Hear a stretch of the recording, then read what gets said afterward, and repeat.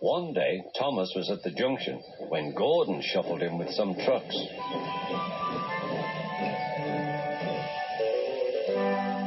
"Phew," remarked Thomas. "What a funny smell." "Can you smell a smell?" "I can't smell a smell," said Annie. "A funny, musty sort of smell," said Thomas. "No one noticed it till you did," grunted Gordon. "It must be yours." "Annie, Clarabelle, do you know what I think it is?" "It's ditch water." Before Gordon could answer, Thomas puffed away. Annie and Clarabelle could hardly believe their ears. "That was funny, that was funny," he chuckled. He felt very pleased with himself. Annie and Clarabelle were deeply shocked. They had great respect for Gordon, the big engine.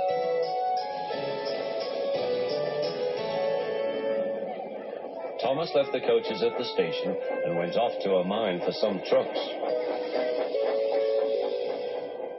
Long ago, miners digging for lead had made tunnels under the ground. Though strong enough to hold up trucks, their roofs could not bear the weight of engines.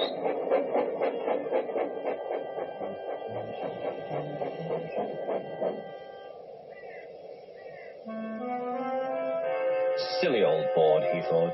He had often tried to pass it and he had never succeeded. But this morning he had made a plan. He had to push the empty trucks into one siding and pull out full ones from another. "Come on," waved the fireman. The driver leaned out of the cab to see where they were going. "Now," said Thomas to himself. "Hurrah," laughed Thomas, as he followed the trucks into the siding. "Stupid old board," said Thomas. "There's no danger, there's no danger." "Look out," shouted his driver. "Come back." "Fire and smoke," said Thomas. "I'm sunk." And he was. Thomas could just see out of the hole, but he couldn't move. "Oh dear," he said, "I am a silly engine. And a very naughty one, too." "I saw you," said the fat controller.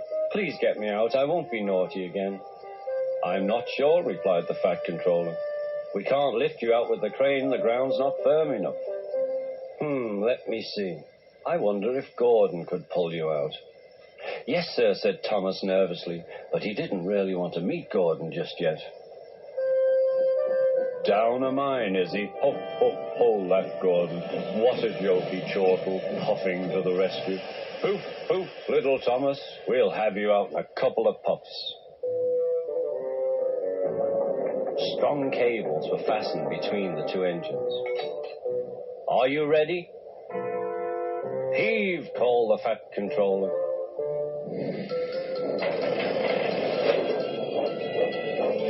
It was a lot harder than they all thought. But at last he was free. "I'm sorry I was cheeky," said Thomas. "That's all right, Thomas. You made me laugh." "I'm in disgrace," Gordon went on pathetically. "I feel very low." "I'm in disgrace too," said Thomas. "Why, so you are, Thomas. We're both in disgrace." "Shall we form an alliance? An what was it?" asked Thomas. "An alliance, Thomas. United we stand, together we fall," said Gordon grandly. "Right you are," said Thomas. "Good, that's settled," mumbled Gordon. And buffer to buffer, the allies puffed home.